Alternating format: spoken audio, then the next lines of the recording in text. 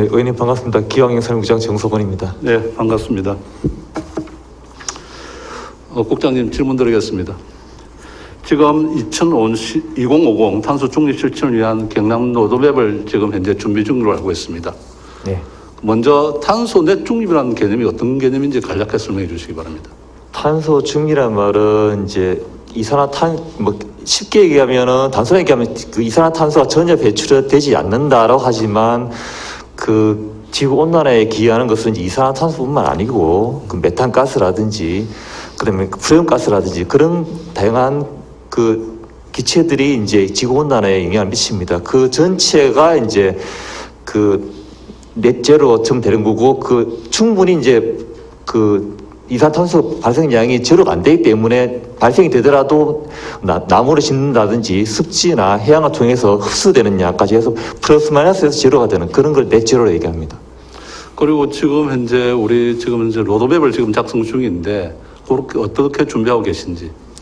예, 지금 그 의원님 말씀하신 대로 이제 로드맵은 저희가 올해 1월부터 이제 기후위기 대응 담당이라는 전담 조직을 새로 만들었습니다.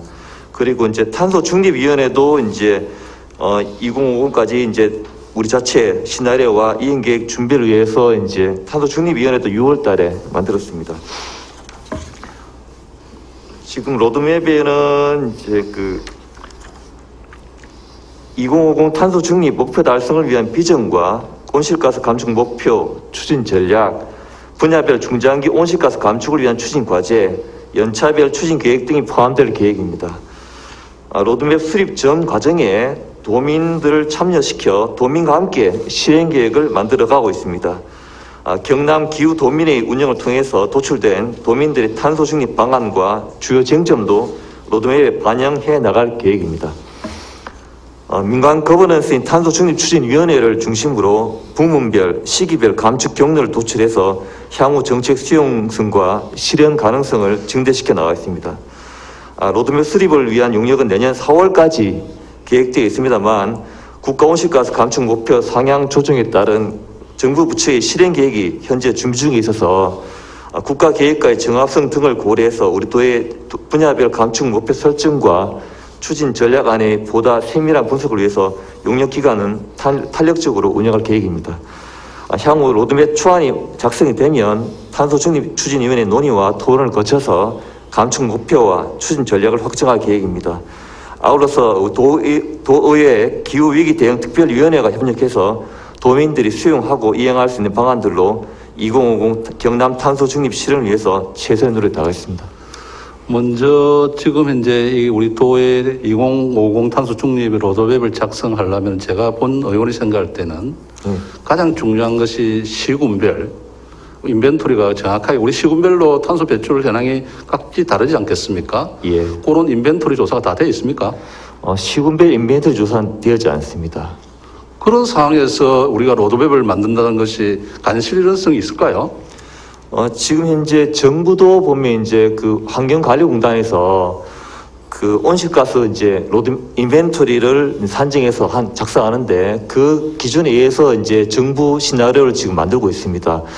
우리 도도 이제 그 한국환경공단에서 만든 그 온실가스 인벤토리를 통해서 로드맵을 만들고자 합니다.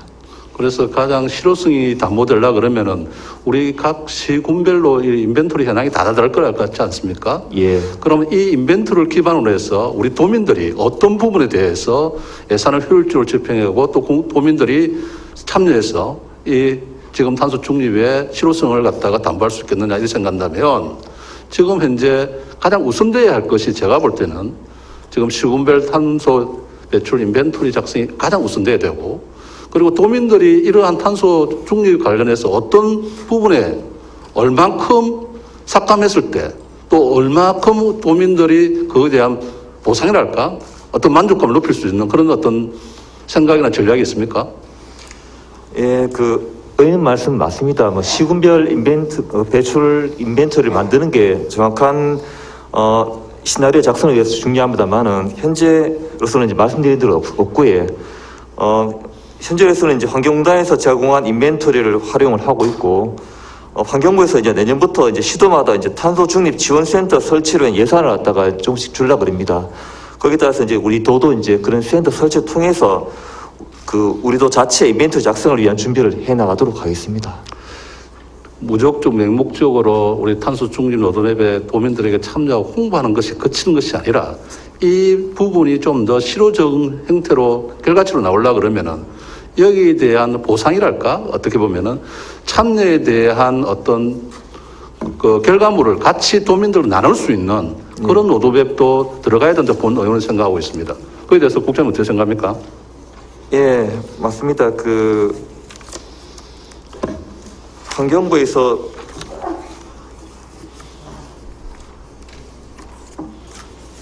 환경부에서도 이제 그 탄소 중립을 위한 이제 그 생활 실천 지침이라고 이제 그 책을 만들었습니다. 올해 8월 달에. 그래서 이제 학교편, 기업편, 생활편 이렇게 나눠져 있습니다. 그래서 이제 그 생활편에 보시면 이제 의원님께서 보셨겠지만 내가 이제 음식물 쓰레기를 얼마만큼 줄이면 이산탄소가 얼마만큼 감축된다.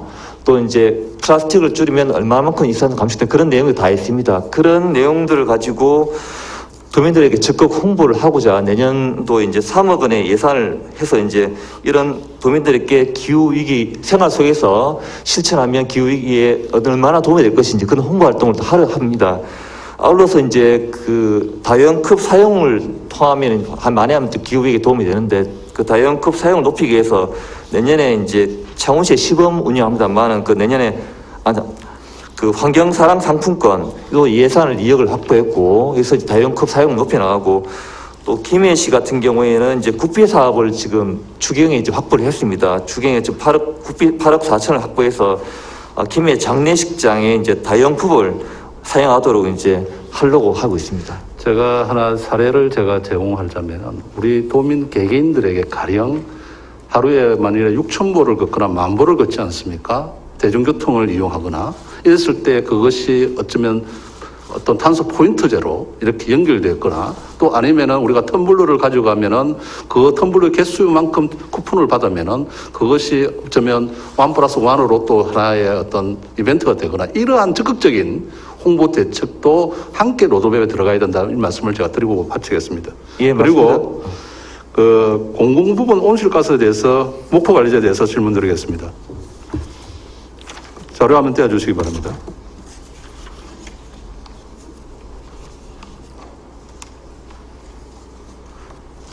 예, 여기 보면은 지금 경상도 공공부문 온실가스 목표 관리제 우리 대상을 보면은 42개 기관 중에 9개 기관만이 감축률을 달성하고 나머지 달성하고 뭐 있습니다. 이 부분에 대해서 국장님 어떻게 생각하십니까? 예, 그 현재로서는 이제 그 공공부문에서 그 예산을 통해서 이제 외부의 민간 부분에 이제 온실가스 저감사를 한 것도 이제 공공 부분에 온실가스 목표 관리제 안에 이제 외부 감축량을 해서 반영을 해 줍니다. 그래서 총 이제 공공기관 기준 배출량이 20% 안에서 감안해 주기 때문에 이제 우리 도 전반적으로 봐서는 이제 목표를 달성을 합니다만은 의원님께서도 이제 표에 보시다시피 이제 각 기관별로 보면 미달성한 데가 많습니다.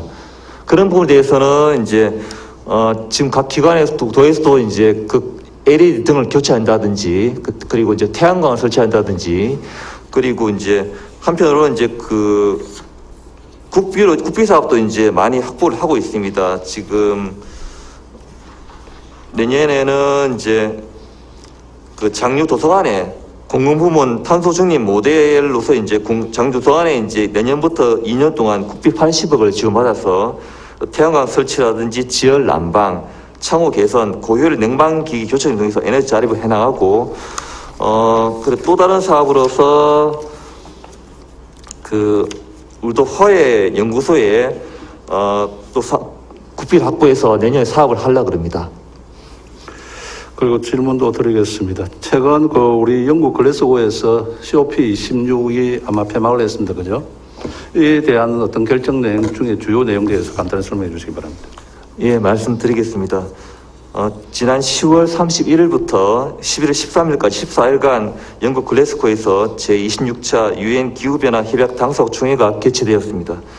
주요 합의 사항으로는 첫째, 청정 발전 확대, 탄소 저감 장치가 없는 석탄 발전소 단계적 감축, 비효율적인 화석연료 보조금을 단계적으로 중단하기 위해 노력하는 등 석탄 발전을 단계적으로 감축해 나가고, 둘째, 온난화로 인한 피해에 적응해야 하는 개도국을 지원하기 위한 주요 선진국의 기후변화 적응 기금을 2025년까지 2019년 대비 2배로 확대하고, 셋째, 탄소 배출권 시장에 투명하고 통일된 국제 규범을 마련해서 탄소 배출 감축분이 거래국가 모두에 반영되는 이중계산 방지 방안을 마련하고, 마지막으로 2024년부터 경년으로 투명성 보고서 작성과 제출, 검토를 위한 전문가 교육 과정을 개발하기로 합의한 바 있습니다.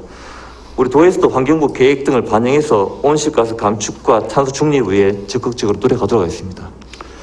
이 내용 중에서 가장 제 눈에 들어오는 것은 뭐냐면 에너지 집적산업, 석탄에 대한 어떤 부분과 예. 그리고 운송 부분의 전기화, 거리나 이 부분이 제 눈에는 가장 들어오고요. 그리고 탄소 배출권 시장의 투명성 확보라는 게 있고, 그 중에서도 특히 일자리와 우리가 관련해서 생각해 볼 수 있는 게 MRV 원칙이 있지 않습니까? 측정과 보고와 검증이 예. 우리 하는 것에서 일자리를 우리가 충분히 창출할 수 있는 부분도 있지 않습니까? 예. 이런 부분도 좀 적극적으로 검토를 해달라는 말씀을 드리겠습니다. 알겠습니다. 네, 국장 답변 감사합니다. 들어서 좋겠습니다. 고맙습니다. 먼저 동영상부터 보실까요? 소리가 안 들리는 것 를 같은데. 금지하고 탄소 국경세를 도입하는 내용의 초강력 탄소 배출 감축 방안을 추진하기로 했습니다. 철강과 자동차 등 우리나라 수출 품목도 영향을 피할 수 없을 것으로 예상됩니다. 박경석 기자입니다. 유럽연합 EU 집행위원회가 지역 내 온실가스 순배출량을 오는 2030년까지 1990년 대비 55% 줄이는 내용의 정책 패키지를 발표했습니다. 이를 위해 우선 탄소 국경세 도입을 추진하기로 했습니다. 유럽으로 수입하는 제품과 서비스 가운데 유럽에서 생산한 것보다 탄소 배출량이 많은 제품에 대해선 추가 관세를 물리겠다는 겁니다. 탄소 배출량이 많은 철강과 시멘트, 알루미늄 제품 등에 우선 적용하기로 했습니다. 차량 탄소 배출 기준도 강화해 오는 2035년부터 내연기관 신차 판매를 금지하고 전기 차량만 팔 수 있도록 했습니다. 공장과 발전소, 항공사 등은 온실가스 배출에 더 많은 비용을 내야 하고 선박도 탄소 배출 거래제 대상에 넣었습니다. Europe is now the very first continent that presents a comprehensive architecture to meet our climate ambitions. We have the goal, but now we present the roadmap to how we are going to get there. 이 같은 강력한 탄소 규제 정책을 통해 2050년이 되면 탄소 배출량이 제로인 탄소 중립 사회를 구축하겠다는 게 유럽연합의 목표입니다. If we get to minus 55 in 2030 and climate neutrality in 2050, humanity has a fighting chance. 유럽연합의 탄소 규제가 본격화되면 철강과 자동차 등 탄소 배출량이 많은 우리 수출 분야 전반에 악재로 작용할 것이란 우려도 나오고 있습니다. 하지만 급격한 탄소 감축으로 인한 사회적 비용을 둘러싸고 유럽 각 나라의 이해 관계가 엇갈리면서 최종 합의까지는 험난한 과정이 남아있는 것으로 평가됩니다. YTN 박경석입니다. 미래전략국장님 답변으로 나와주시기 바랍니다. 네, 미래전략국장입니다. 네, 반갑습니다. 2026년부터 아마 EU는 탄소 국경세를 도입한다 그러면 이게 유럽에만 그칠 거라고 생각합니까? 아니면 세계적으로 이 부분이 다 같이 동조해야 될 거라고 생각합니까? 아마 미국에서도 이런 법안 발의가 이루어졌고 했기 때문에 전 세계적으로 확산되지 않겠나. 그러면은 저희들은 이것은 기정사실로 준비해야 됩니까? 해야 됩니까? 준비를 해야 된다고 봅니다. 네. 질문 드리겠습니다. 아마 탄소세 국경세가 탄소 국경세가 부과되면은 우리 물류 항만 부분에도 많은 영향을 미칠 것 같습니다. 그래서 국장님 생각할 때 이러한 대비를 어떻게 해야 된다고 생각하십니까? 기본적으로 이제 탄소의 배출이라는 것이 이동과 에너지원에서 발생되는데요. 가장 큰 영향이 아마 물류 분야에 있지 않을까 싶고요. 그 물류 중에서도 우리나라 같은 경우는 항공도 있지만 항만을 통한 수출 비중이 높기 때문에 전반적으로 영향을 미칠 거로 봅니다.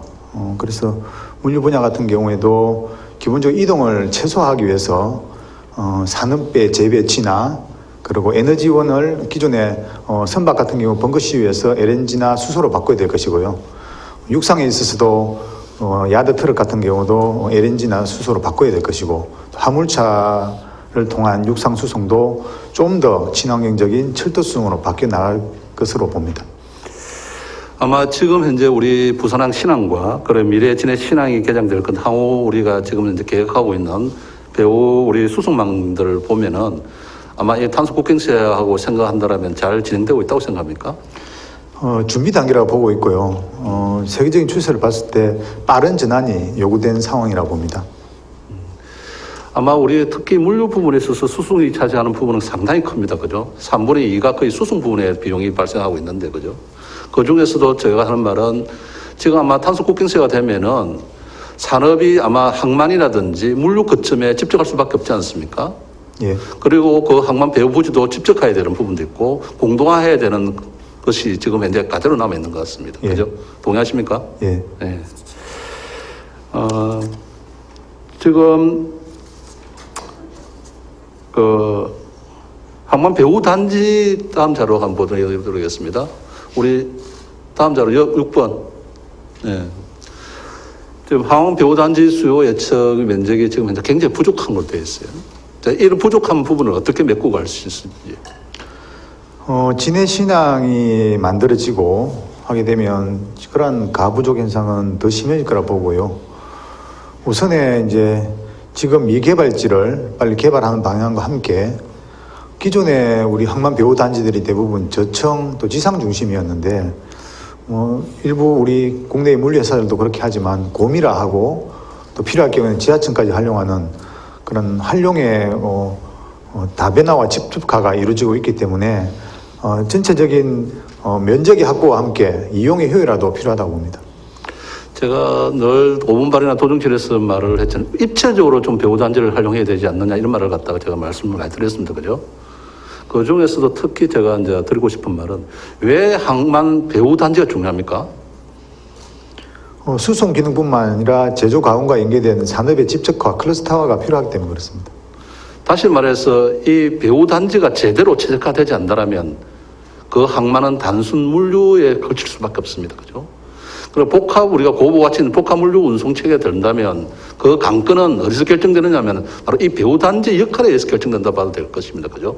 맞습니다. 그래서 이 배후 단지를 통해서 일자리와 그리고 양질의 일자리를 갖다 창출하고 또 부가가치를 높일 수밖에 없지 않습니까? 예. 그런 부분에서 앞으로 진해 신항이라든지 지금 현재 우리 미개발되고 있는 부산시는 배후 단지도 기존의 어떤 평면적인 시각이 아니라 입체적인 시각으로 건설해야 된다고 생각하는데 어떻게 생각하십니까? 의원님 말씀에 100% 공감하고요. 저희도 그래서 항만 배후도시 종합발전 방안에 대한 용역을 마무리하고 현재 해양수산부가 진행하고 있는 제4차 항만 배후단지 종합계획에 이 부분들을 반영하도록 건의하고 있습니다. 혹시 지하 물류 터미널이라고 들어본 적 있습니까? 예, 들어봤습니다. 앞으로 미래의 지금 현재 배후 부지라든지 이 지금 현재 친환경 스마트 물류 단지의 요구는 바로 그런 것이라 저는 생각하는데 국장님 생각은 어떻습니까? 예, 공감합니다. 감사합니다. 그리고 이제 질문 드리겠습니다. 지금 현재 우리 고부가치 지금 현재 되고 있는데 늘 우리 국감에서도 그럴 것 같아요. 단순 물류 보관 창고에 머물다 있습니다. 지금 이 부분들을 갖다가 조금 더 어떻게 돈은 개선시키기 위해서 준비하고 있습니까? 의원님 말씀처럼 지금 신항 배후단지의 입주기업 66개 기업 중에 5개 기업만이 제조업으로 등록되어 있고요. 나머지 61개가 단순 보관 창고 관리 중심으로 되어 있습니다. 이것은 두 가지 큰 원인이 있다고 보는데요. 첫 번째는 자유무역지역에 대한 규제입니다. 자유무역지역에서 엄격하게 제조업과 물류업을 구분하다 보니까 좀 더 규제가 완화되고 또 혜택이 많은 물류업 중심으로 들어오게 되어 있고 특히 또 항만 배후단지를 공급할 때에 전체적인 항만 배후단지의 수요에 대비 공급이 절반에도 미치지 못하기 때문에 불가피하게 쪼개서 공급하다 보니까 전체적으로 제조업과 물류가 연관되어서 들어오지 못하는 그러한 단점이 있었습니다. 그래서 그걸 저희가 개선하기 위해서 지난해부터 계속 요구해서 올해 6월에 자유무역지역법이 개정돼서 농축산물에 대해서는 제조업이 가능하게끔 규제가 완화되었고요. 앞으로도 종합보세구역이나 이러한 규제 완화를 통해서 제조업과 물류업이 같이 갈 수 있는 그런 형태로 가야 된다고 봅니다. 지금 현재 제가 하나 예를 들겠습니다. 우리 지금 현재 신항지 도동지구도 마찬가지로 우리 쿠팡 물류센터 들어와 있지 않습니까? 예. 거기에 연말되면 한 3,300명 정도 최종 이제 채용을 해야 되는데 그 사람들을 다가 수송하기 위해서는 셔틀버스가 한 7, 80대가 필요합니다. 그죠? 예. 그러면은 그 물류 부지에 그 주차장 문제가 가장 현실적인 문제로 부각되고 있지 않습니까? 예. 그러니까 이런 부분들은 우리가 배후단지를 조성할 때 감안했던 요소인들이 아니지 않습니까? 예. 그래서 이런 부분들을 어떻게 해결해야 된다고 생각합니까? 기본적으로 항만 배후 단지에서의 종사자 또는 근로자 또 접근의 용이를 위해서는 대중교통망이 완비가 되어야 됩니다. 하지만 지금 이렇게 물류시장 또 물류산업에서의 나가는 방향을 우리 그 인프라들이 따라가지 못하는 부분이 있어서 저희도 그 부분에 대해서 충분히 공감하고 있고 늦었지만 창원에서 신항을 연결하는 일반 철도와 강리철도 또 BRT 노선에 대해서 전국에 반응하고자 하고 있고요. 빠른 시일 내에 이게 대중교통망이 되어야만이 여러 가지 우리 신항에 따른 경제적 효과가 부산에 집중되지 않고 경남으로 이전될 수 있는 그런 여건이 된다고 봅니다. 그리고 좀 전에 제가 또 말씀을 드렸지만 그 우리가 이제 물류센터라든지 그리고 물류단지라든지 이런 부분들이 스마트화되고 친환경되고 있지 않습니까? 그런 부분들도 시대의 어떤 요구, 조금 전에 우리가 2050 탄소 중립도 보았지만 이 공간이라는 것을 펼치면 비용으로 다 발생하지 않습니까? 그래서 이 공간을 집적해야 되고 공동화해야 되는 부분이 필요한 거지 않습니까? 그래서 본다라면 지금 새로운 어떤 물류 패러다임이 요구되는 게 아까 제가 말씀드렸던 그 지하물류 터미널 같은 경우가 있지 않습니까? 그래서 지금 현재 아마존이라든지 지금 현재 스위스라든지 다른 여러 국가에서 그걸 상용화시키고 있어요. 그런 부분을 우리 지금 이제 신항에 적극적으로 앞으로 개선될 2030년에 1단계 완성되지 않습니까? 예. 아마 이번에 지금 기재부의 에타를 지금 심의를 지금 두고 있지 않습니까? 예, 이 부분은 또 어떻게 진행될 것인지 한번 말씀해 주십시오. 우리 진해 신항을 비롯한 항만 배후단지가 좀 더 고부가치화되기 위해서는 산업의 재편도 필요하고요. 특히나 오히려 경쟁력을 가지기 위해서는 아마존 같은 세계적인 물류 기업의 동북아 글로벌 물류센터 같은 것을 유치해서 그 기업을 중심으로 앵커 기업이 다시 협력업체를 데리고 오는 그러한 1차, 2차 밴드 업체와 연관되는 클러스터가 조성되어야 된다 봅니다. 그렇게 되려면 지금 현재 우리는 단순히 분양을 나갔다가 만평을 만오천 이렇게 달라버려요. 창고 간에 연계가 없지 않습니까? 예. 이 연계를 통한 부가가치가 사실 일어나는 거 아닙니까? 맞습니다. 그 부분을 갖다가 좀 더 같이 해서 연계가 있고 고부가치 발생할 수 있도록 노력해 주시기 바랍니다. 예, 알겠습니다. 그리고 다음 질문 드리겠습니다. 웅동을치구 우리 재구조하고 신항지원특별법이 지금 어떻게 추진되고 있습니까? 신항지원특별법은 진해 신항에 대한 정부 계획이 발표될 시점에 이미 창원시와 저희가 이걸 법안을 마련해서 충분한 지원책을 마련하자는 공감대를 가지고 2019년부터 해오고 있는데요. 원래는 올해 4월에 용역이 마무리되게 되어 있었는데 용역 진행 과정에서 주민들의 요구를 좀 더 정책적으로 잘 담아내자는 요구사항과 함께 법안 마련에 있어서 창원시정연구원만 하는 방식에서 한국법제연구원과 같이 공동으로 법안을 마련하기 위해서 다소간의 용역기간을 내년 4월까지 연장한 그런 상태입니다. 그 웅동지구 재구조화 사업은 어떻게 됩니까? 웅동지구 재구조화 사업은 지난해 12월 29일 날 우리 도하고 창원시 또 경남개발공사가 기본구상 용역을 하기로 합의해서 진행해 오다가 올해 5월경에 경남개발공사에서 중도 해지가 진행되어야 된다는 의견을 제시하면서 창원시와의 의견이 달라서 현재 잠정 보류되어 있는 상태고요. 그러한 여러 가지 문제를 저희 정리하기 위해서 지난 11월 2일 날 감사원에 공익감사를 청구한 상태고 그 결과에 따라서 다시 진행할 계획입니다. 그러면은 사업기간이 연말에 만료가 되지 않습니까? 예. 그럼 연장이 자동으로 되는 겁니까? 이 결과 나오기 전까지? 저희가 공익감사 청구할 때 공익감사에 대한 결과의 실효성을 확보하기 위해서는 연장하는 것이 불합리하다고 판단을 했고요. 개발계획은 소멸업인 생계대책 부지를 제외한 다른 일체 행위에 대해서는 감사 결과가 나올 때까지 잠정 보류하는 것으로 그렇게 잡고 있습니다. 보류한다는 것은 유지한다는 것입니까? 아니면 해지한다는 겁니까? 지금 상태에 추가적인 행정행위를 안 하기 때문에 소멸업인 생계대책 부지 외에 개발계획 연장은 없는 것으로 보면 되겠습니다. 다음 질문 드리겠습니다. 지난 5년간 우리 경상도하고 부산항공과 공동 추진 행사나 사업을 갖다가 제가 했는데 어떤 게 있습니까? 부산항만공사가 직접적으로 지금 하고 있는 사업은 부산항 신항에 순환 셔틀버스를 운행하는 사업이고요. 나머지 일반 사업들은 그냥 행정적인 협력 체계를 구축하는 단계고, 그동안에 이제 부산항이 부산 쪽에 면적이 많다 보니 부산항만공사가 다 그쪽에 업무가 추진되어 왔는데, 신항과 대비해서 저희가 경남 쪽에 협력 사업을 위해서 부산항과 관련된 기관들이 모인 발전 협의회를 운영하고 있습니다. 지금 부산항만공사는 부산시의 지방항만공사입니까? 아니면은 국가항만, 우리 해양수산부 경남과 공기업입니다. 같이, 우리 경남과 같이 공유해야 될 공사가 아닙니까? 맞습니다. 네. 다음은 동영상을 보시겠습니다. 오는 2030년 진해 신항 개장을 앞두고 창원시가 부산도시철도 하단 녹산선을 진해까지 연결하기 위해 나섰습니다. 현재 창원시가 추진하는 간선 급행버스 BRT와 부산광역교통망을 연결해서 진해를 물류 중심지로 만들겠다는 계획입니다. 보도에 황재락 기자입니다. 새로운 물류창고와 함께 동남권 물류 거점이 되고 있는 창원시 진해구입니다. 부산 지역 전입 인구와 유동 인구가 늘어나고 있지만 부산과 대중교통 체계는 광역 시내버스 노선 한개가 전부. 주민들의 불편은 이만저만이 아닙니다. 우리 성남차로 가기도 출퇴근시간 되면 명지 하단 교차로를 넘어서지 못해요. 제2신항이 들어오게 되면 그 불편은 엄청나게 더 가중될 거라는 이야기입니다. 네. 질문 드리겠습니다. 예. 지금 이제 우리 신항과 연계되는 도로망하고 도시철도망 계획이 경남은 어떤 계획을 갖고 있습니까? 현재는 신항과 연계된 철도망 같은 경우에는 일단 그 북측으로 신항과 진례를 연결하는 진례선 계획하고 있고요. 그다음 동서간으로는 창원에서 진해를 거쳐서 신항을 연결하는 진해선. 자료 8번 좀 떼어주세요. 예, 그리고 고속도로는 신항과 진례를 연결하는 신항 제2고속도로와 그다음에 국도 국지도를 이용한 연계교통망을 고려하고 있습니다. 지금 제가 받은 자료에 의하면은 지금 현재 우리가 하단에서 녹산 가는 부산은 도시측에서는 지하철을 갖다 계획하고 있는데 이 결과에 따라서 우리는 추진한다 이렇게 돼 있어요. 맞죠? 거기에 따라서 추진하면 또 용이할 것이라는 그런 상황입니다.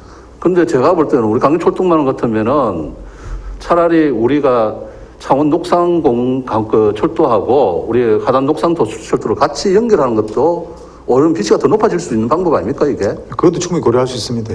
그리고 기종의 문제도 있지 않습니까? 맞습니다. 그래서 이런 부분이 강철도망 구축에 가장 중요한데 우리는 항상 신항을 개발하면서 개발 이익이 부산을 치우치하면서 그것은 가장 큰 핵심은 접근성이 부재였지 않습니까? 맞습니다. 그런 부분은 개선돼야 된다고 생각합니다. 예, 먼저 창원 녹산선이 먼저 우선돼서 진행될 수 있도록 그렇게 하겠습니다. 지금 준비한다라도 우리가 신항이 지금 1단계가 2030년대에 완공되지요? 예, 맞습니다. 그러면 이것이 따로따로 추진돼야 되겠습니까? 같이 추진돼야 되겠습니까? 병행해서 추진돼야 됩니다. 같이 좀 추진돼야 된다고 생각하는데 예, 그런 그렇게- 의지가 있습니까? 예, 그렇게 하고 있습니다. 노력하겠습니다. 다음 질문 드리겠습니다. 우리 시대신항 배후단지 활동 인구 예측수가 한번 보시면 자료 화면 9번 들어주시기 바랍니다.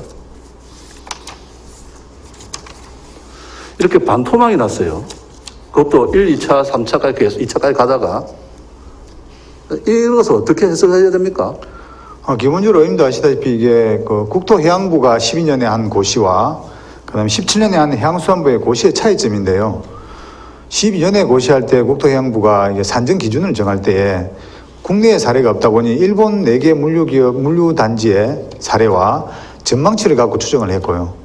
2017년에는 정확성을 기하기 위해서 해양수산부에서 할 때는 국내 19개 물류단지와 실제 실적치를, 원형한 실적치를 기준으로 하다 보니까 산정 기준이 달라진 부분이 하나 있고요. 두 번째는 이게 면적당 인원과 또 면적에 있어 시설당 인원을 산정하는데 12년에 국토해양부가 할 때는 복합물류시설의 경우에는 1000제곱미터당 활동 인구수를 18.1명으로 봤는데 17년에 조사할 때는 1.1명으로 봤습니다. 그리고 제조시설도 2.9명이었는데 17년에는 1.4명으로 조정되다 보니까 전체적 활동 인구수가 재산정된 것으로 봅니다.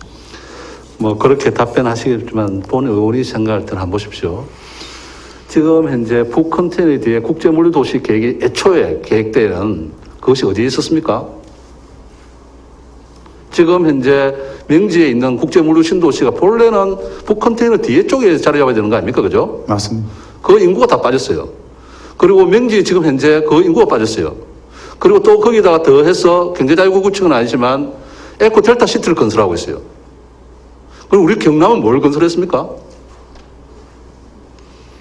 의원님 지적하는 충분히 공감하고 있고요. 예, 부산 같은 경우는 이미 신도시를 위한 배후 단지가 준비되어 있다 보니까 빠른 성장이 이어진 반면에 아시다시피 저희는 개발 용지의 한계 문제, 여러 가지 개발 여건의 문제 때문에 진행되지 못한 부분이 있었는데 지난해부터 올해 초까지 저희가 진행한 용역에 따라서 진해 신항 또 현재 신항 배후에 충분한 주거 여건과 생활 여건을 만들어서 그러한 혜택들이 경남에 기회를 낼 수 있도록 그렇게 준비하고 있습니다.